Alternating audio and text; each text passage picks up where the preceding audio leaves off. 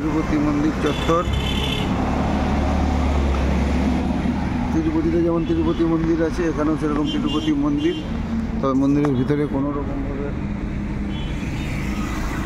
ছবি তোলা নিষিদ্ধ। লেখা রয়েছে 8:30 মর্নিং খুলে, 8:30 থেকে 1টা, আবার 3:30 থেকে 8টা পর্যন্ত খোলা থাকে। মন্দিরের ভিতরে ছবি তুলতে দেবে না, তাই বাইরে থেকে ছবিটা দেখিয়ে দিচ্ছি আপনাদের। বুঝতেই পারছেন, গণেশ মন্দির, তিরুপতি মন্দির বিরাট কমপ্লেক্স। একবারে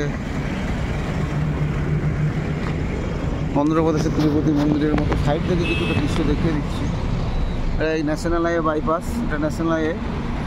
সোজা কলকাতা থেকে যে রোডটা, সেই রোডটা সোজা চলে গেছে মেঘালয়।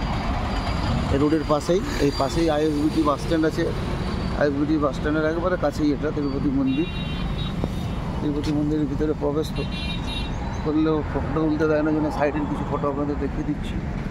এই দেখুন গণেশ মন্দির এটা, আর ওই দূরে তিরুপতি মন্দির।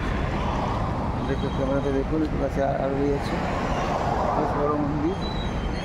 মন্দিরের চত্বরে কোনো ছবিই তুলতে দেয় না। যাই হোক আপনাদের দেখাচ্ছি দৃশ্য। যখন আমি হিরো আমাদের আইনজীবী সর্বাণী দাদা এসেছে ওই মন্দির, দেখুন তিরুপতি মন্দির। এখানটা হিরো এসো, আমরা এখান থেকে একটা ছবি দিয়ে নেবেন। মন্দির তো ছবি তুলতে দেয় না, মন্দির চত্বরে ছবি তোলা বারণ।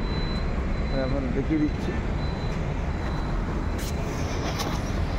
দিচ্ছি তিরুপতি মন্দির চত্বর। এটা পূর্ব তিরুপতি শ্রী বালাজি মন্দির।